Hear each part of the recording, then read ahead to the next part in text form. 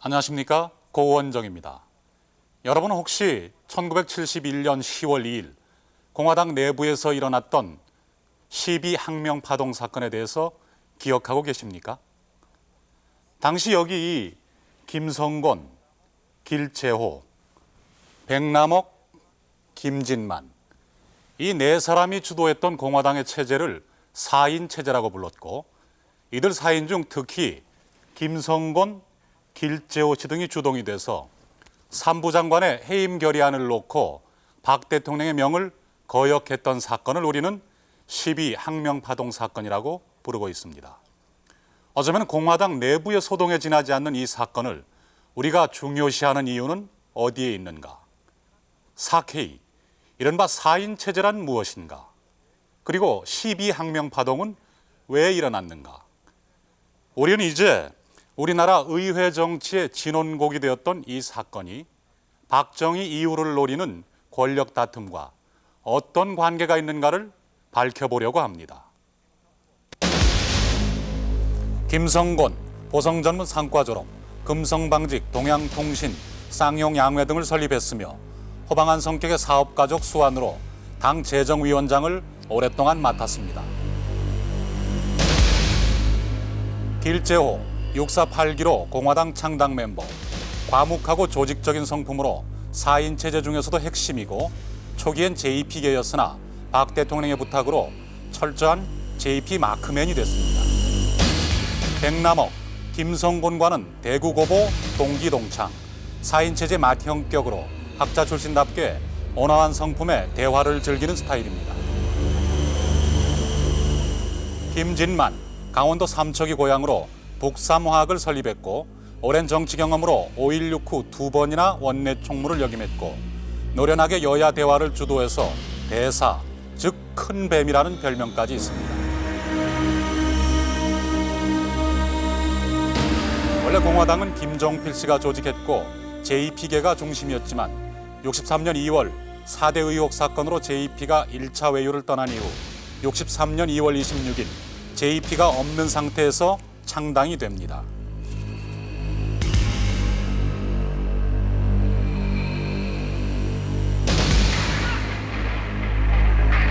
그 후 한일武력 외교를 반대하는 6.3 사태로 전국이 악화되자 김종필 씨는 또다시 2차 외유길에 오르는데 이때부터 비대해진 JP계를 누르고 야당과의 정치 협상 경험 등이 많은 비주류가 원내에 부상합니다.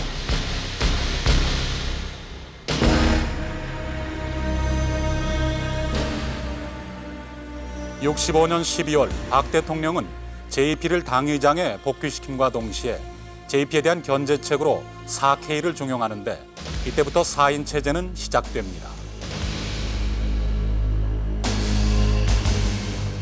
당요직의 백남옥 정책위 의장, 길재호 사무총장, 김성곤 재정위원장, 김진만 원내 총무 등을 기용해서 JP계를 견제케 하는데 이것이 박 대통령의 용인술입니다.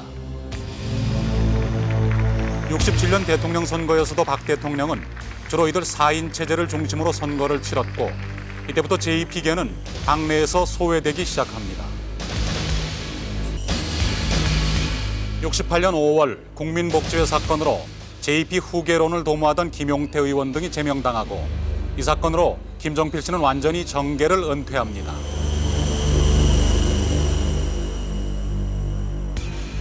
69년 4월 쇠퇴하던 JP계 의원들이 항명파동을 일으키자 박 대통령과 4인 체제는 이들을 제거하고 이때부터 공화당은 강력한 4인 체제의 영향력 하에 들어갑니다. 즉 박 대통령은 JP계의 영향력이 커지자 4인을 중용하면서 이들을 견제했고 삼선 개헌을 주도해 나가는 과정에서 공화당은 막강한 4인 체제가 구축되기 시작하는 것입니다.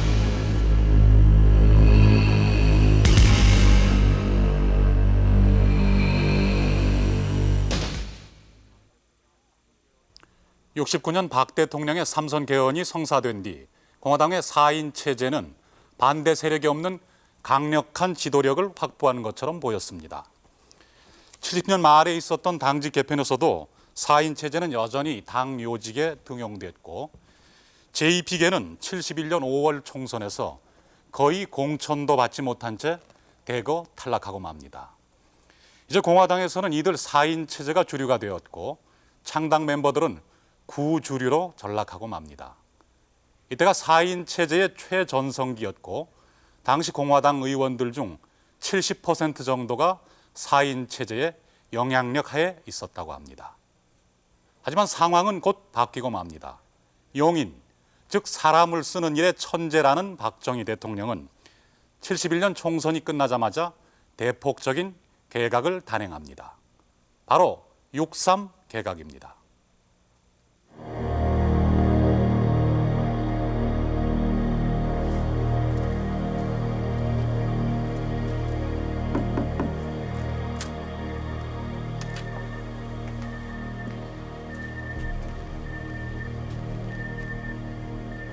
찾으셨습니까, 각하? 앉아.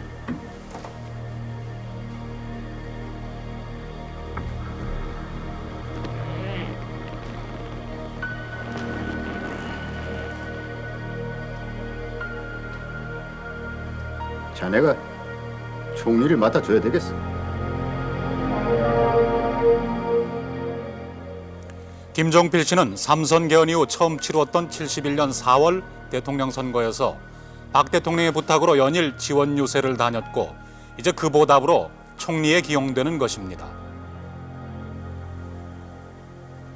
각하, 백두진 총리는 국회의장을 맡길 생각. 알겠습니다. 신명을 다해서 각하를 보필하고 왔습니다. 그동안 어려운 일이 많았는데 수고가 많았어. 헌데 오히려 총선에서 집권당이 졌다는 건 누군가 책임을 져야 하고 당에서도 각성을 해야 돼. 내무장관은 누가 좋겠나? 오치성이 어때? 왜? 문제 있나? 김종필 총리의 기용과 함께 등장하는 오치성 내무부 장관.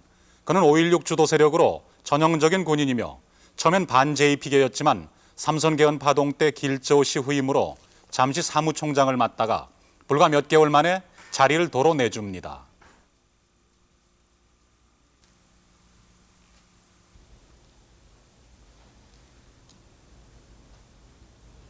날 생각해 주신다면 무임서 장관을 그냥 놔주십시오. 아시다시피 나 이북선 내려와서 여기까지 버티는 것도 과분한 일이에요. 이젠 더 이상 욕심 없어요. 꼭 내가 지금 와서야 왜 내무장관이 돼야지요. 욕을 먹게 될 겁니다. 각하 뜻이야. 맡아줘야 되겠어요. 총리 지명되셨다니까 다시 말씀드려 보세요.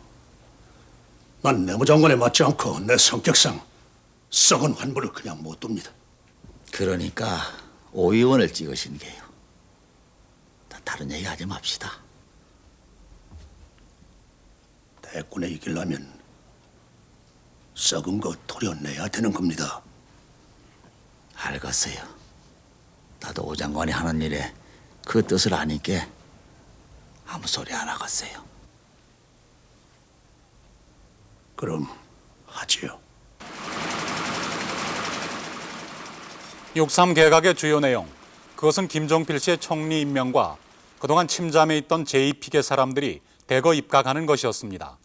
물론 이때에도 박 대통령은 4인 체제를 자리바꿈만 한 채 여전히 등용함으로써 당시 한간에서는 제2피의 후계자설과 함께 당과 행정부의 절묘한 견제와 균형을 도모한 것이라는 찬사를 받고 있었습니다.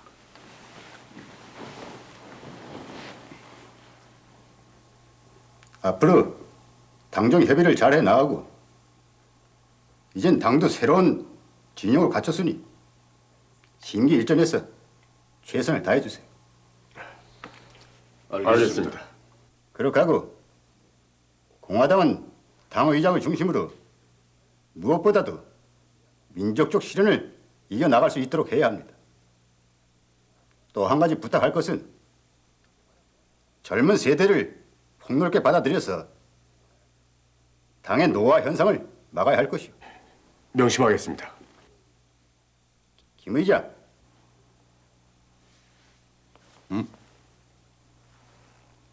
아, 예. 카카. 뭘 그리 생각하시오? 청와대 사색하러 왔어요? 카카의 말씀을 듣고서 어찌해야 당이 발전할지 막 그걸 생각하고 있었습니다. 죄송합니다. 김 의장은 고민을 하면 콧수염이 떨린다 하던데 그 콧수염이 점잖게 있는 걸 보니 딴 생각을 하고 있을 것 같은데 뭘 그래? 아닙니다. 그렇지 않습니다. 6.3 개각으로 김종필 씨가 총리에 복귀한 것은 4인 체제에게는 심각한 위협이었습니다. 그동안의 불편한 관계도 그렇지만 박 대통령의 마지막 임기가 끝나는 75년 이후의 전국 구상에 큰 차질을 빚게 된 것입니다. 한간에서는 지난 삼선 개헌 때 박 대통령이 이번 4년만 하고 다음에는 물러날 것이라는 약속을 JP에게 했다는 말이 떠돌았고, 김종필 씨가 박 대통령의 삼선을 위해서 강행군을 한 것도 바로 그런 약속 때문이라는 말도 나돌았습니다. 따라서 4년 후에 JP가 대권을 이을지도 모른다는 가능성은 JP계에 압력을 가하면서 75년 이후의 전국 구상을 도모하려던 4인 체제에게는 큰 충격이 아닐 수 없었습니다.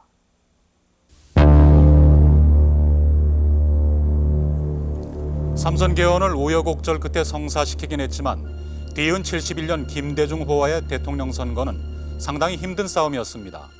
삼선 개헌 직후 주일대사로 물러나 있던 이후락 씨도 다시 정보부장으로 기용하고 김종필 씨의 적극적인 지원도 받았지만 박 대통령은 투표를 며칠 앞둔 4월 24일 드디어 이번이 마지막이며 다시는 출마하지 않겠다는 75년 불출마 선언을 하게 됩니다.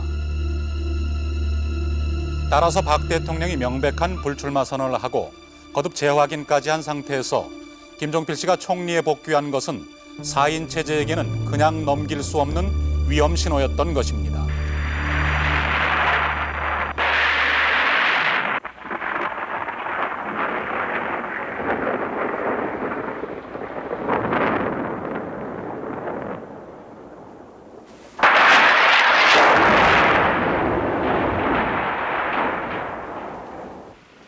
아무리 야물 딱진 잡도 수고가 내 뱃속에 느끼면은 막 형체는 없어지고 내 몸에 떡이 되고 영양가가 되는 기라.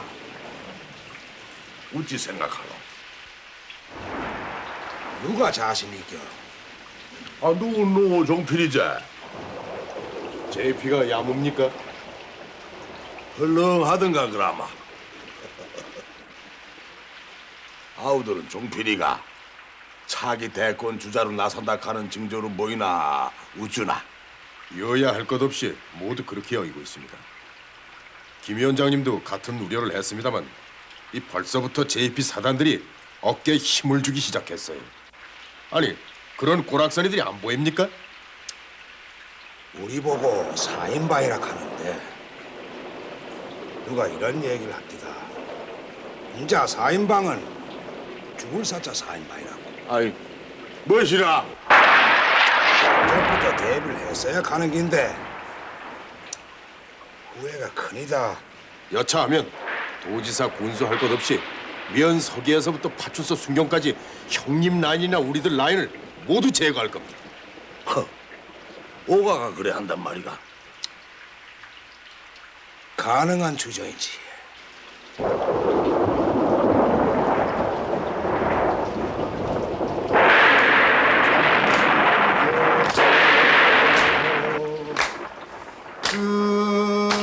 끝없는 내 거리를 헤매고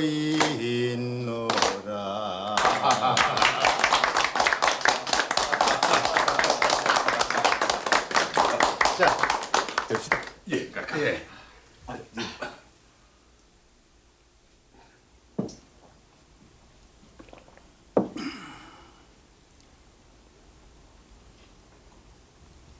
아가씨 성실 뭔가?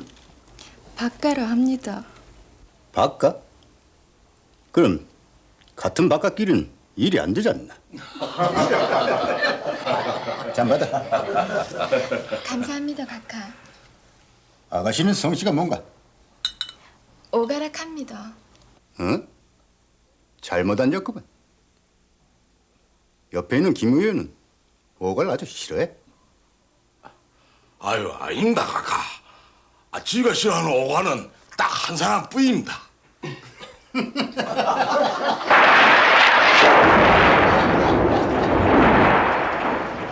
이우라기가 정보부장으로 컴백했을 때 감을 잡았어야 했는데 화살은 우리 쪽을 향해 방향을 돌렸습니다. 박 대통령의 임기는 헌법상 마지막이었으며 사인 체제는 초조해져 있었습니다. 박 대통령은 이 같은 정치 기류의 변화를 잘 알고 있었고 사인 체제와 오치성 내무와의 불편한 관계에 대해서도 잘 알고 있는 듯 했습니다.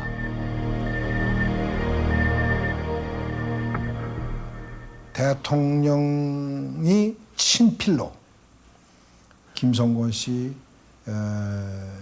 길재호 씨, 백남옥 씨, 김진만 씨 이런 사람들의 그 손발이 되고 있는 각 지역에 퍼져 있는 공무원들, 고급 공무원들 이 사람들을 일제히 청소하는 작업을 박 대통령 친필로 구체적인 이름까지 전부 적어가지고 내무장관에게 주고 그것을 주기 위해서 내무장관을 새로 임명했다. 그것이 오치상이다.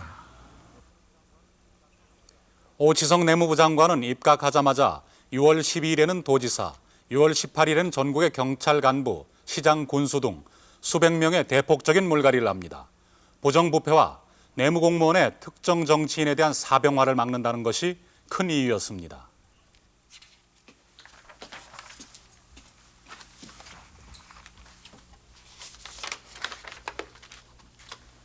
아무래도 염려가 됩니다, 장관님.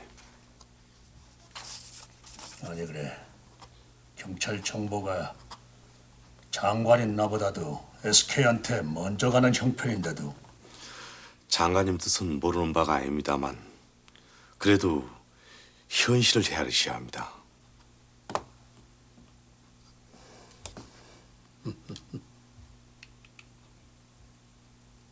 그래야겠지요.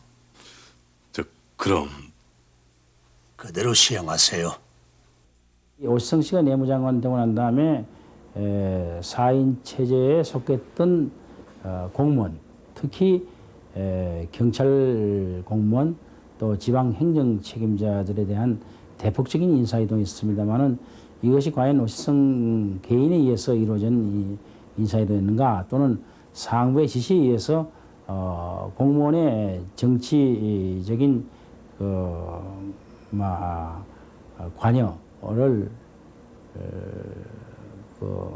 차단하는 이런 작업이 박 대통령의 지시에 의해서 이루어졌냐 하는 두 가지 문제가 있습니다만은 저도 알기에는 박정희 대통령의 뜻이라고 이렇게 보고 왔습니다.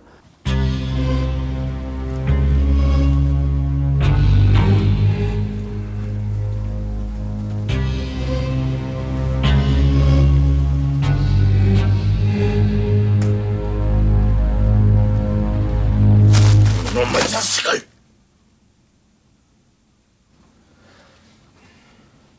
내 손으로는 목을 날려 삐리겠어. 이럴 수는 없는 겁니다. 이거 우리한테 정면으로 도전하는 겁니다.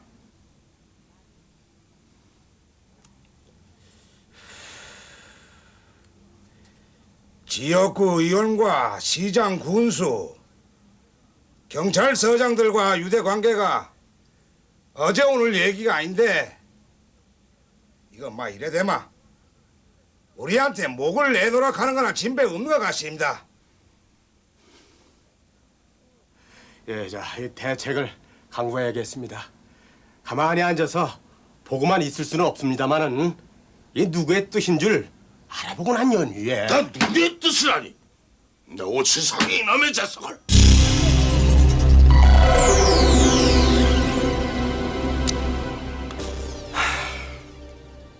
좀 자중해야 좋을 것 같은데. 특히 내무 공무원들의 인사조치 속도를 늦추도록 하십시오. 그럴 순 없어요. 그래야겠지요.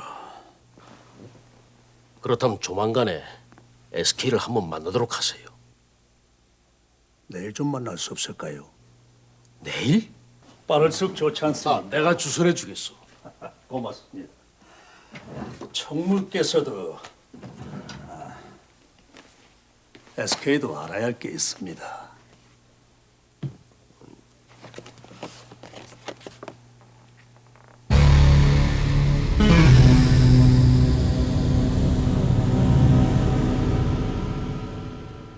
결과적으로 오치성 내무장관이 4인 체제의 지방 수족이랄 수 있는 거의 대부분의 경찰, 시장, 군수 등을 대폭 퇴진시킨 것만은 틀림없는 사실입니다.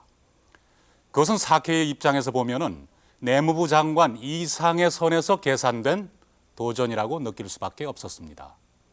김종필 씨의 등장과 오치성 내무장관의 정면 도전. 여기에다 김성곤 씨에게는 또 하나의 결정적인 위협 요인이 있었습니다. 그것은 바로 이후락 씨였습니다. 69년 7월 29일 삼선 개헌안 찬반 논쟁이 최고로 뜨거워졌던 영빈관 공화당 의총에서는 당시 이만섭 의원이 이후락 김영욱 씨의 퇴진을 전제로 한 선행 조건을 내세웠습니다.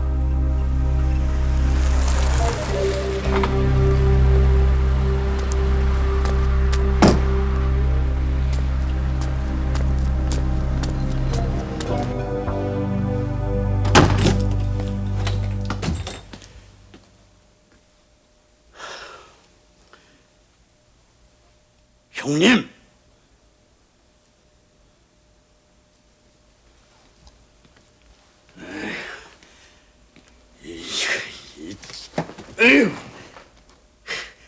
이만섭이 이놈니가 지금 영빈관 의총에서 이만섭이 그 새끼가 형님하고 나를 죽여야 된다고 난리야요. 아, 듣고 계십니까? 보고받고 있어요. 아, 그런데 와 잠잡고 있는 거예요? 이만섭이가 날 죽이겠다고 극하는 거 아닐 거요. 이만섭이 그 새끼가 의총에서 기따위 발언을 했슈. 내 부하들이 잠복하고 있었어요. SK가 이만섭이 뒤에 있다는 생각은 안 해요? 아, 뒤에 있고 앞에 있고 간에 침착해. 각하가 계셔 지금. 난 그 새끼 죽여갔어요. 수류탄 2마리면 끝장나는 거예요.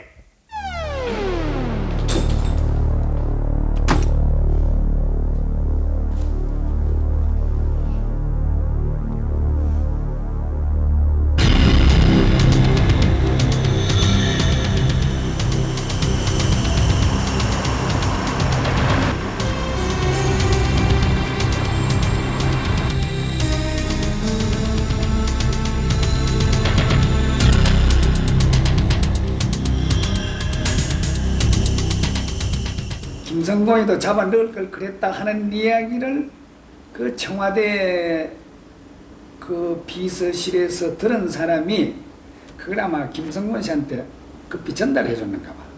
그런데 김성곤 씨는 이혼총회를 하다가 배탈이 나가지고 집에 가서 죽을 먹고 있었단 말이야.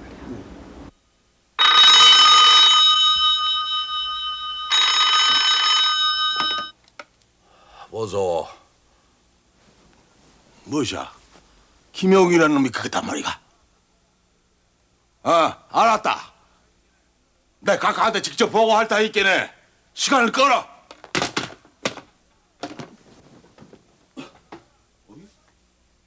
야야, 내 바지 눈 뺏길로.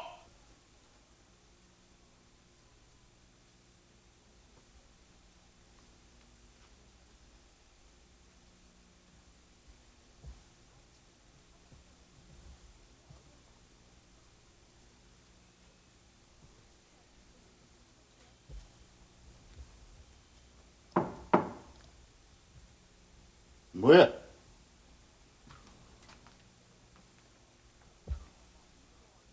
이 실장하고 자기를 물러나라 했다고 막 부하한테 수류탄을 쥐어 보냈다 극합니다.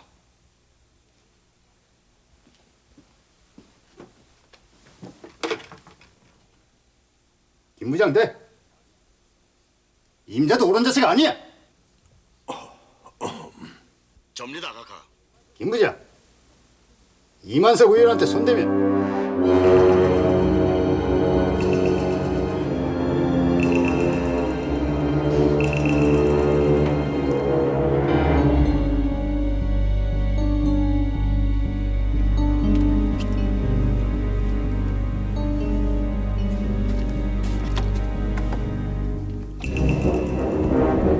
또 한 가지 김성곤 씨를 중심으로 한 4인 체제는 원래 75년 이후를 겨냥해서 소위 SK 구상이라고 하는 내각 책임제 또는 이원 집정부제를 생각하고 있었습니다.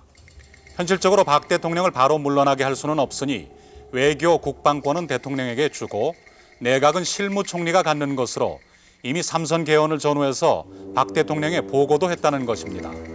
이 같은 SK 구상은 4인 체제에 대해 또 다른 견제를 받는 요인이 되었습니다.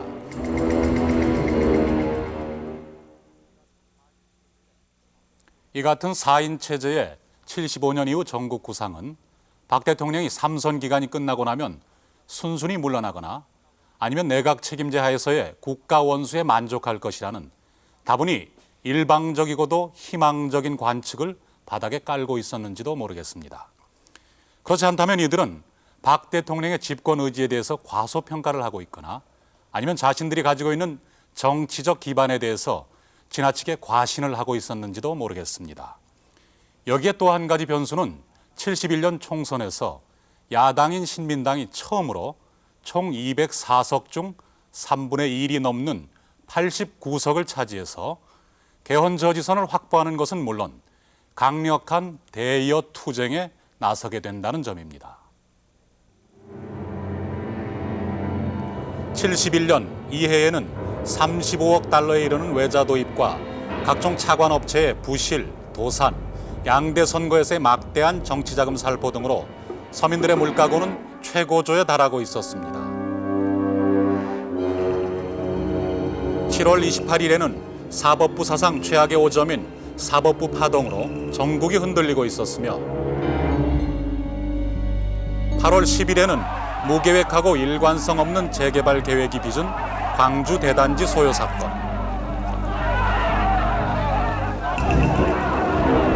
8월 23일에는 실미도 군 특수부대 난동 사건 등이 연이어 벌어져 야당에서는 김학렬 경제기획원 장관과 신직수 법무부 장관 등에 대한 인책 공세를 준비하고 있었습니다.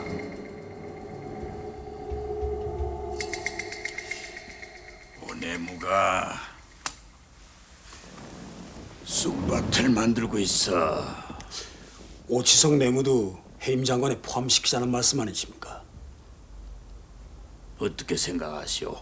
근데 오 장관은 임명된 지도 얼마 안 되고 또 덮어씌울 게 적당치가 않은 터라. 정력 차원에서 생각을 해야지. 야당 원내 사령탑이 여당 쓰러뜨릴 찬스를 놓칠 셈인가?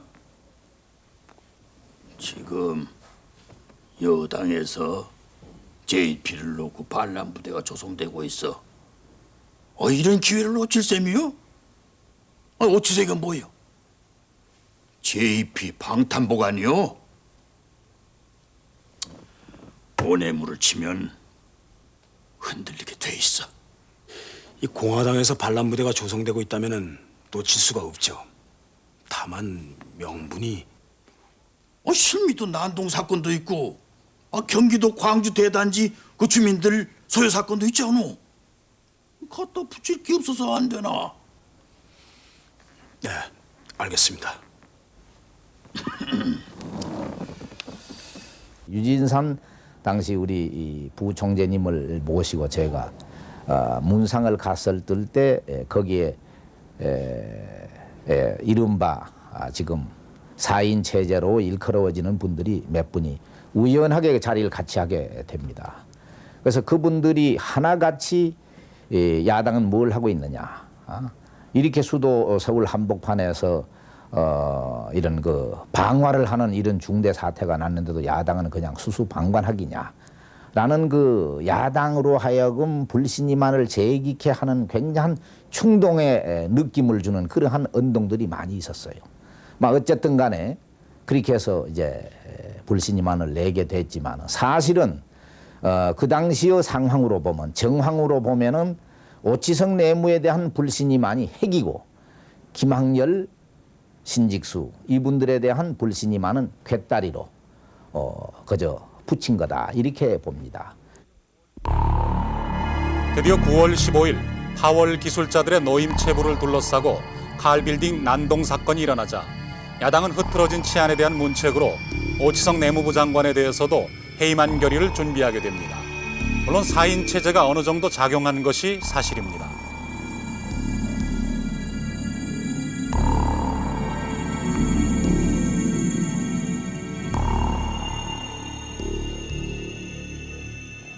나는 오 장관과 가까울 리가 없는 사람이여. 그런디 오 장관은 해당이 안 돼. 정치는 감으로 해야 되는 기여. 총문 말이여. 냉정하게 판단해서요. 이 총무 입장은 이해를 하겠지만서도 이 야당에서 해임안을 낼 때는 국민들이 볼 때도 고소하다는 소리가 나오고 이 명분이 확실해야 되는 거 아닙니까? 덮여놓고 이놈은 미우니까 족치고 저놈은 이쁘니까 봐주자. 그래가지고 되겠습니까? 제고해보소. 9월 29일 신민당은 의총에서 김학열 경제기획원 장관, 신직수 법무부 장관, 오치성 내무부 장관 등 3부 장관의 해임 결의안을 제출합니다.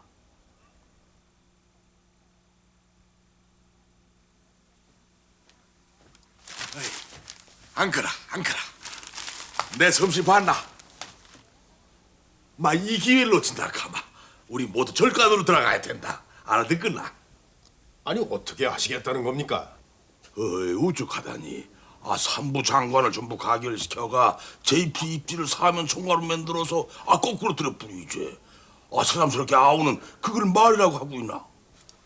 김 의장님, 그거는 일을 자칫 그르칠 위험이 있습니다. 뭐라고? 무슨 소리야 이게? 그렇다 가면 아우는 이 기회를 우리대로 놓치라 그 말이가? 그렇지 않아도 각하께서 불신임안이 상정됐다 하는 보고를 받고 모두 행동을 통일해서 부결시키라는 하명을 했는데 전부 가결시키려 거꾸로 들인다면 왜 됩니까? 김 위원장, 이래도 절카넥하고 저래도 절카넥한다 하면 김 위원장은 어느 쪽을 택할 끼고? 당 이장님한테는 말씀을 드렸습니까? 백당 이장은 얘기가 다 됐어. 이 동지들을 규합할 때 이 야당 쪽 인사들은 다 입을 맞춰 넘기고 우리 공화당 동지들한테는 그게 각하의 뜻이 있겠네. 가결시키는 것이 각하의 속마음이다. 그게 각하를 도와드리는 일이다. 그래 얘기를 하소.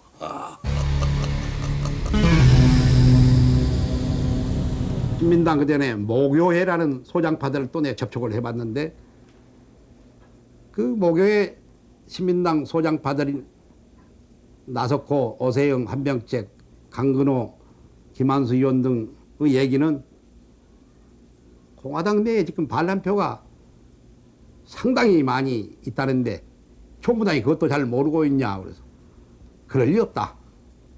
이렇게 하면서도 불안해서 또 김대중 총무에게도 또 상의를 하고 나름대로 조선호텔에서 새벽에 이우락 정보부장 집에도 연락을 했으나 아무도 전화를 받는 사람이 없어서 뭔가 불안감은 없지 않아 있었던 겁니다.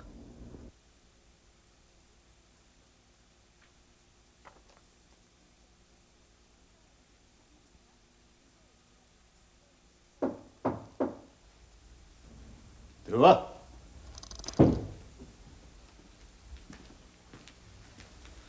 부르셨습니까, 각하? 누가 해임 결의안에 야당하고 동조하겠다 하는 게? 그런 의원은 없습니다.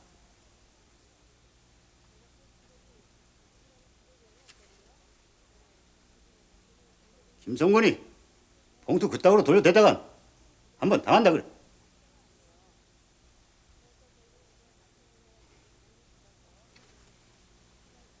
왜들 그래? 행동을 통일해서 부결시키라 하면 그렇게 해. 당 안에서 불만 있다 하면 일단 부결시켜 놓고 나서 당 내에서 논의할 수 있을 거 아닌가? 알아듣도록 전해. 심려 마십시오, 카카.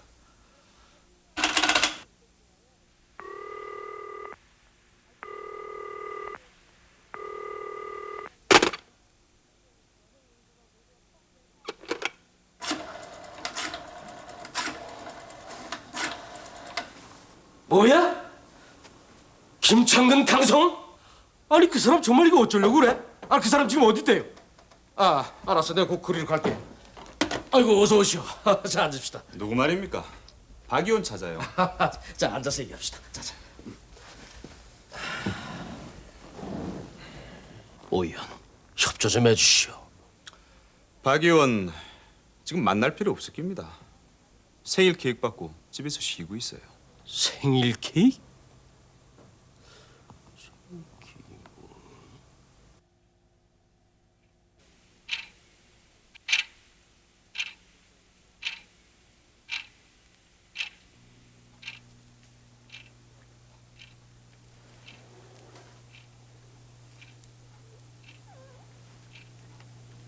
이 자식들, 이런 인간들하고 나라 걱정을 해.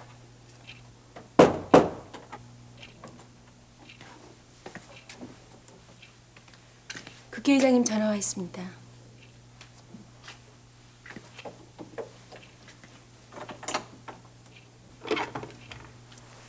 접니다, 의장님. 어쩌자고 잠자코 있어? 심상치가 않아요.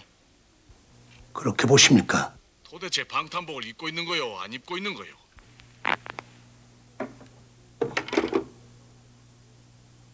내가 볼 땐 오 장관이 방탄복을 전혀 안 입은 것 같아요. 제가 그런 자식들하고 나라 걱정을 하고 당 걱정을 해야 될런지 그것부터 회의적입니다. 무슨 소리요 그게? 같은 밥을 안 먹을 수는 없는 거 아니에요. 오늘 밤이 겁일게요. 국군의 날 기념 파티가 경유리에서 있으니까 전부 거기에 모일 텐데 SK를 잘 살펴보고 방탄복을 제대로 입어요. 내일이면 결판이 나지 않겠습니까? 오 장관, 그런 자들한테 거꾸로질 겐가? 오 장관만 상처 입어?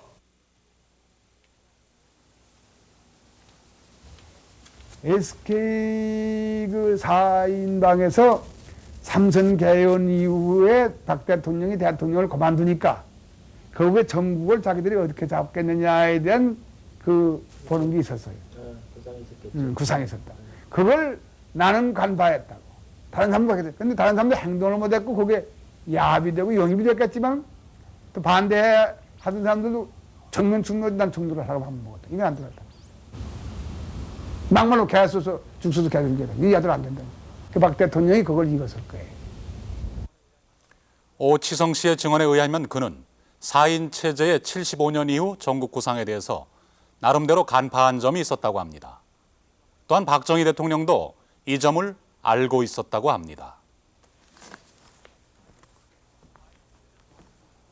4인 체제 또한 69년 제2피계 의원들의 4.8 항명파동에서 보듯이 박 대통령에 대한 항명이 어떤 결과를 가져오는지에 대해서 경험을 통해 분명하게 알고 있었습니다.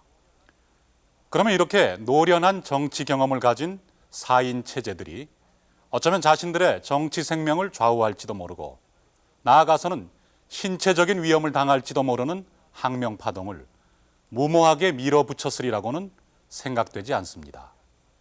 여기서 우리는 이 사건에 대한 몇 가지 의문점들을 발견하게 됩니다. 오치성 장관을 포함한 3부 장관 해임 결의안이 국회에 상정된 것은 9월 30일, 다음 날은 국군의 날이었습니다. 이날 경회로에서는 국군의 날 축하연이 준비되어 있었습니다.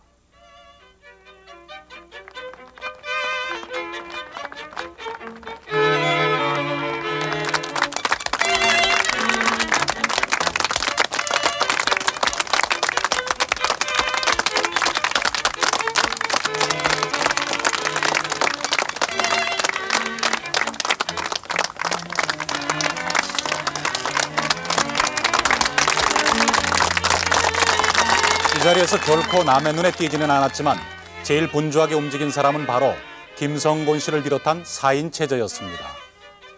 그들은 이미 오래전부터 벼르고 준비해오던 한판 승부를 위해 한 표 한 표 자신의 세력들을 규합해 나갔습니다. 박 대통령도 이미 오뇌물을 교체할 생각이다. 다만 교체의 시기와 명분을 찾지 못하고 있다. 이 기회에 우리가 그것을 열어주는 것이 좋겠다. 이것이 그들의 논리였습니다. 그래요. 고맙습니다.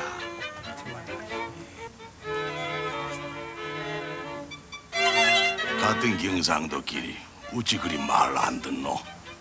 그건 각하의 뜻이 아니지 않습니까? 어찌 그리 멍청한 소리를 하노? 각하의 속을 그리도 못헤아리나. 어찌성이 목을 날려주는 게 각하를 돕는 일이야. 다 끝났다 이지. 그라이 오의원도 말아서 하소. 사내가 용돈 주는 것도 못 받아서는 좁쌀되지 말고 내 필요하면 더 주구만. 사내니까 용돈 같은 거 안 받지요. 필요하면은 제가 보태드릴까요? 의원도 내 모르는 사이에 많이 컸구만. 아, 이게 도대체 어떻게 되는 거예요? 국회의원 김재순이가 묻는 게 아닙니다. 민주공화당 원내 총무인 김재순이가 대한민국 중앙정보부장한테 묻는 거예요. 반란표가 있는 겁니까 없는 겁니까? 대한민국 중앙정보부장 공화당 원내 총무에게 보고합니다. 절대 부결됩니다. 민주공화당에서 반란표는 없습니다.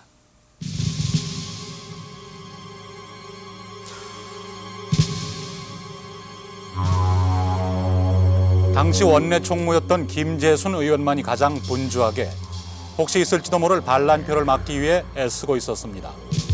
그러나 당대 최대의 조직과 후각을 갖고 있는 이우락 정보부장은 아주 무딘 감각으로 반란표는 전혀 없을 것이라고 장담했습니다.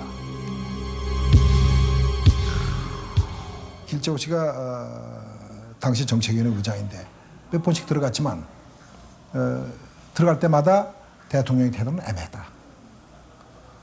내가 직접 그 장면을 보지를 못했기 때문에 길재호 씨가 전하는 말을 난 전할 수밖에 없는데, 길재호 씨는 별명이 보증수표라고 했다시피 그 사람은 목에 칼이 들어와도 거짓말 절대 안 하는 사람이에요. 그 사람이 나한테 한 3번쯤 다시 재확인했어요. 박 대통령의 입장에서는 당신이 임명을 한 사람을 몇 달 뒤돌아서 목을 날릴 수는 없다. 하지만 당의 중진들하고 그렇게 맞질 않아서 영 할 수가 없다면 국회에서 불신임 결의를 한다면 못 견디는 척하고 잘라줄 것이다 하는 그런 뉘앙스를 풍기는 태도를 박 대통령이 취했다 하는 얘기를 나는 길재호 의원한테 여러 번 들었어요. 박 대통령은 4인 체제의 항명에 대해 전혀 모르고 있었던가? 알고 있었다면 왜 사전에 분명히 제지하지 않았는가? 알고도 그대로 방치했다면 그것은 고의적인 함정이었는가? 이우락 정보부장은 정말 몰랐던 것인가? 알았다면 왜 대통령에게 보고를 안 했는가? 아니면 이미 보고가 끝난 상황인가?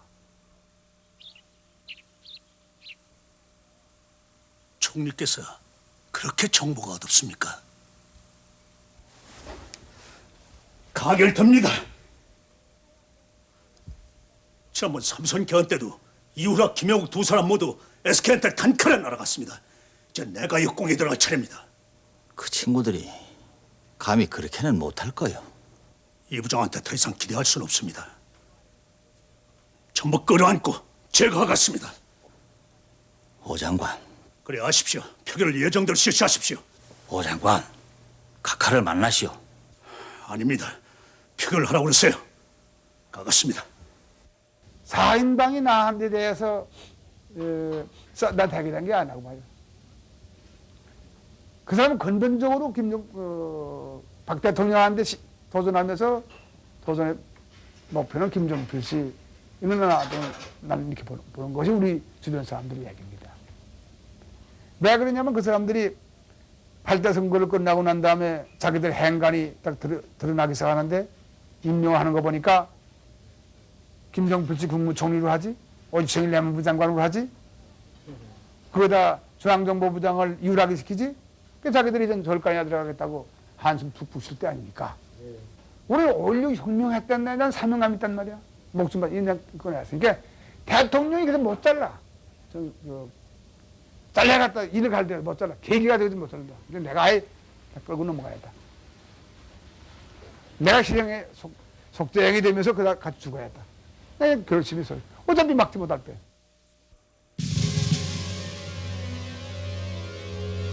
10월 2일 표결을 연기할 것인가를 놓고 한 차례 우여곡절이 있었지만 표결은 예정대로 진행됐습니다. 그리고 오내무 회의만은 찬성 107, 반대 90으로 가결됐습니다.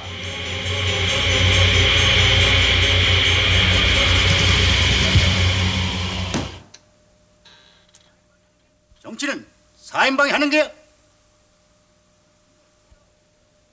임대는 뭘 하고 있는 게? 나한테 뭐라고 했어? 야당하고 동조하는 놈은 없다고 안 그랬어? 면목 없습니다. 워낙 조직적으로 엄밀하게. 그걸 막는 것이 정법 아닌가? 이것들이 나한테 도전하겠다는 것이지 뭐야? 내가 차기 대통령에 출마하지 않겠다고 했더니 벌써부터 호락호락하게 보고 있는 게. 각하, 국가의 진우는 각하한테 달려있는데 그런 말씀을 하시면. 아바지 마라. 조사해. 예, 물러가겠습니다. 임자. 예. 당장 돼.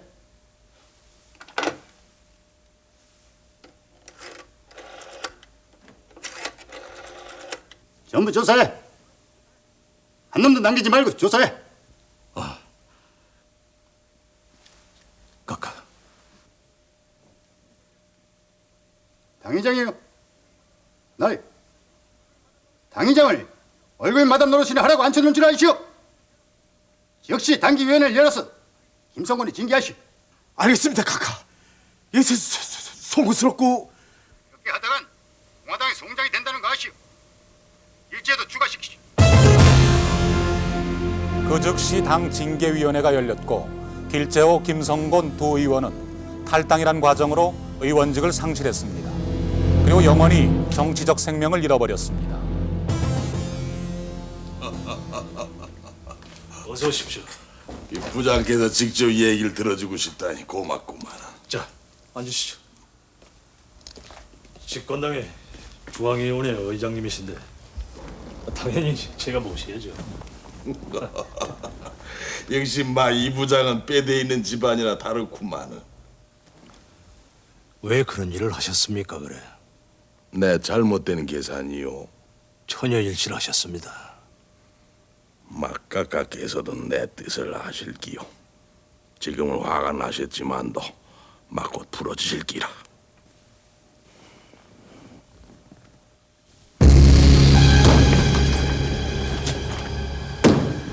이게 무슨 시가 이게? 응접실 좋아하네. 당신도 20명 이상 거느린 두목이라면서.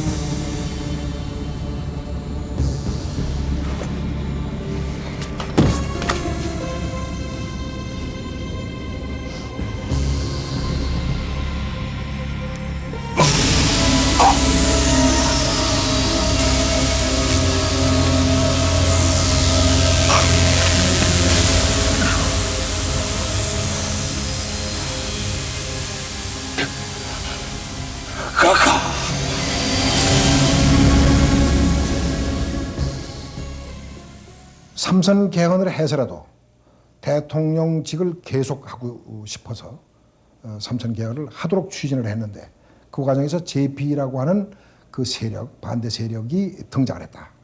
거기에 대항하는 세력으로서 4인 체제가 등장을 했다.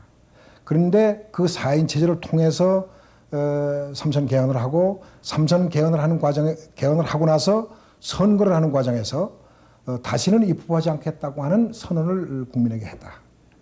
그 선언을 하고 나니까 이 4인 체제는 그 공로에 의해서 커져버렸고 상대적으로 커져서 손대기가 어려워졌고 박 대통령은 국민에게 다시 입법하지 않겠다고 그랬는데 대통령을 계속 하지 않을 수 없다고 하는 그 신들린 상태가 됐고 이렇게 되다 보니까 부득이 4인 체제를 스스로 자멸하게끔 만드는 책략을 꾸밀 수밖에 없었다. 71년도에는 우리가 주목해야 할 두 가지 큰 정치적 파동이 있었습니다. 그 하나는 7월 28일에 일어난 사법부 파동입니다. 이 사법부 파동으로 제3공화국의 사법부는 사법부의 정신을 잃어버렸습니다.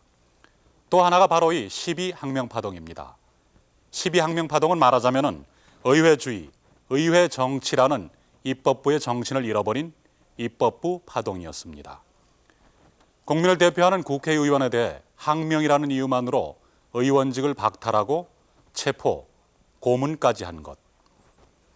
이 사건 이후로 이제는 오직 박 대통령의 친정체제만이 더욱 강화되었다고 민주공화당 당사에도 기록되어 있습니다.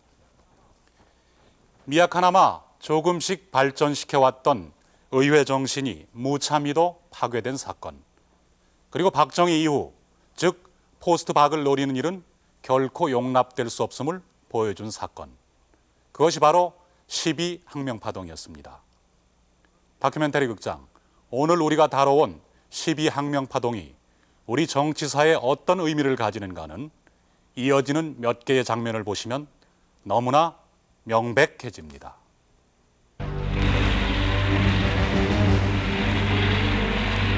(71년 10월 15일) 서울 지역에는 위수령이 선포되고 각 대학에는 휴교령이 내려지며 학원에는 군부대가 진주합니다. 10월 22일 시위 학생들은 학교로부터 영원히 제적되며 강제 징집됩니다. 그리고 12월 6일에는 북한의 책동을 이유로 국가 비상사태가 선언됩니다. 12월 27일에는 국가 비상사태 시 대통령에게 모든 비상대권을 부여하는 초법적인 국가보위법이 심야에 날치기 통과됩니다. 그리고 이듬해 72년 10월 17일에는 10월 유신을 위한 비상계엄이 또다시 선포되고 12월 23일 박정희 대통령은 통일주체 국민회의 선거에서 단일 후보로 출마 99.9%의 득표로 제8대 대통령에 오르게 됩니다.